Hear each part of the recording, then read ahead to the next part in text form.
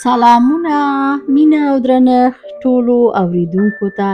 هیله لرم ټول روغ جوړ او خوشحاله اوسئ او دغه کانال سبسکرایب کړئ، خپل ملګرو سره شریک کړئ ترڅو نور ښکلي داستانونه تاسو ته خپور کړم.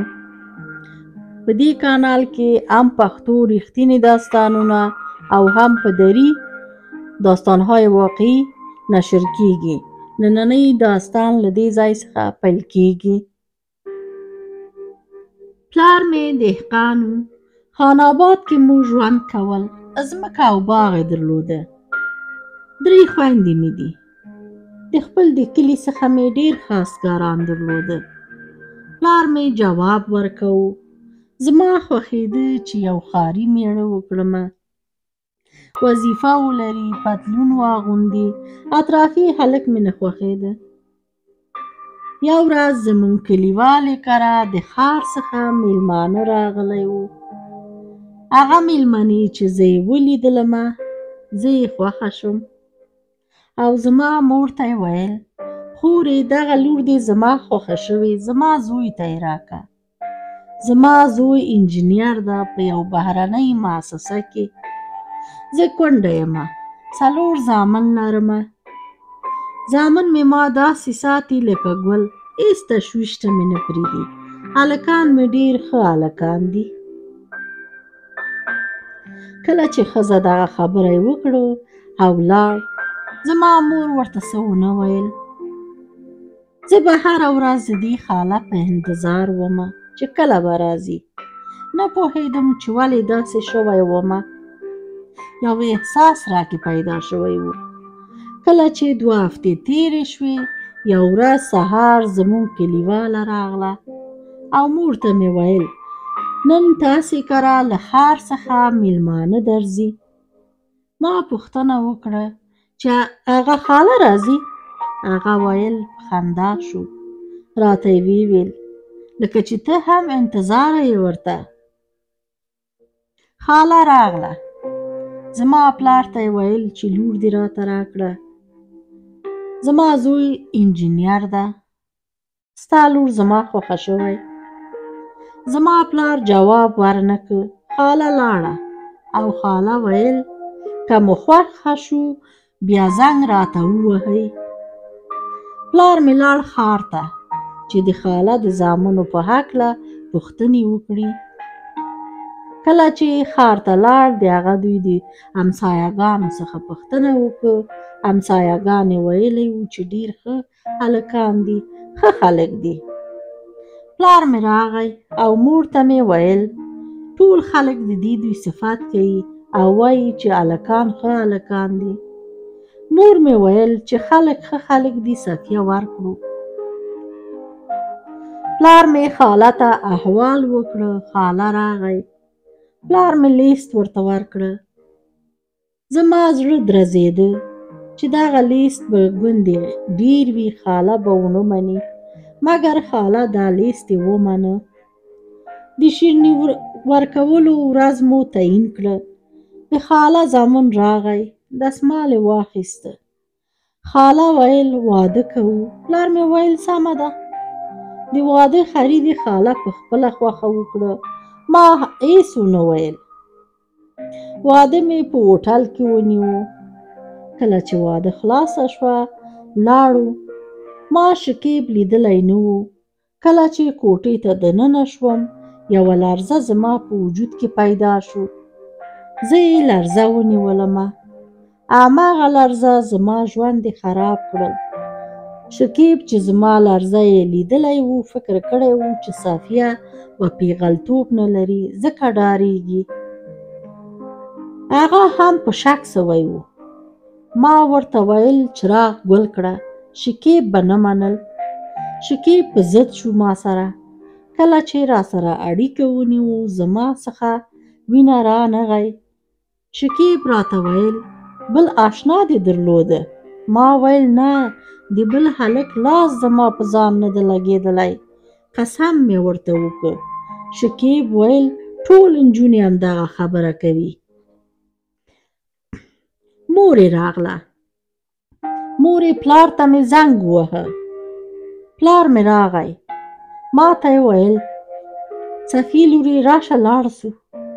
ما سوچ وکړه که لاړه شمه د پلار عزت مې هم ځي. په خپل ځان مطمئنه ومه چې ما هلکانو سره رابطه نه درلوده. ما خپل پلار ته قسم وکړ چې پلاره زه خرابه نه یمه. پلار مې د شکیب مور ته ویل سبا به ډاکټر ته ځو چې ډاکټر څه وایي. شکیب مور ومنه. سبا لاړو ډاکټر ته. کله چې ډاکټر زه یې معاینه کړمه او پوښتنې وکړه ویل ته سالمه یې.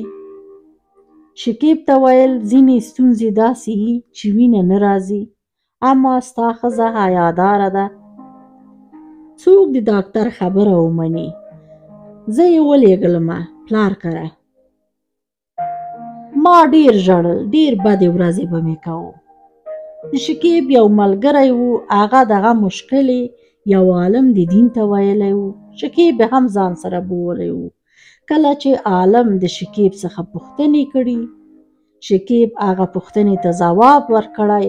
عالم ویلی و چې دا امکان لري، ستا ښځه حیاداره ده، مشکل نه لري. شکیب ما پسې راغی. ما فکر وکړ چې د واده مصرف پسې راغلی. زما پلار ته ویل کاکا جان زه صفیه پسې راغلی یم. ما د ډاکټر ونه منه، مګر عالم هم راته ویل اشتباه زما و، ما وبخئ. زه لاړم ورسره. کله چې مور یې ولیدلمه شکیب ته ویل دغه دې ولې راوستې؟ شکیب ویل ګناه زما و. وروسته له هغه مور یې را سره په بده شو. کله چې شکیب وتل مور یې را سره جنګونه کوو. شکیب باندې مور ډیره ګرانه وه. ما څه نه سو ویلی چې مور دې ستا په نشتون کې ما سره جنګونه کوي، ځکه شکیب پر ما باندې ډیر باوري نه و او ما نه غوښته چې شکیب خفه کړمه.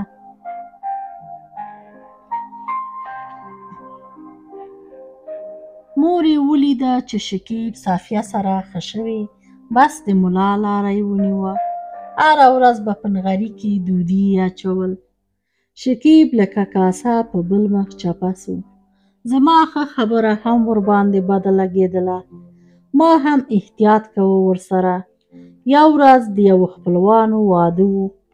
شکیب مور ما ته ویل ځان تیار کړه چې واده ته ځو. ما ویل شکیب ته مې نه دي ویلي. خواښې مې ویل ولې شکیب زه څه د کور مزدوره یمه؟ زه درته وایم ځان تیار که واده ته ځو. ما نه غوښتو چې د شکیب مور خفه کړمه او موبایل کې مې کریډټ هم نه و چې شکیب ته مې زنګ وهلی وای. خو ځان مې تیار کړه، مجبوره شوم چې ورسره لاړه شمه. کله چې واده ته لاړو د ډوډۍ وخت کې زه او اندرور ته مې جای نه و پاتې. لاړو بله کوټې ته. موږ ته ډوډۍ ناوخته راکړل. وریجې خلاصې شوې وې. نور یې پخه کړه. هغه ډېر ناوخت شو. کله چې ډوډۍ مو وخوړل د خواښې کوټې ته راغلو. ګورم خواښې مې نشته. اندرور ته مې ویل مور دې نشته، څه سوې ده؟ هغه ویل کور ته به تللی. راغلو کور خواته. کله چې کوڅې ته ورسېدو ګورو شکیب ډېر په غوسه ولاړ ده. هولۍ ته دننه شومه چې خواښې مې تروشه ناسته ده په صفه کې. ما ته وایي ستا د سپي لور د لاسه نن زما پلار ته کنځلی شو. شکیب زما پلار یې وکنځل.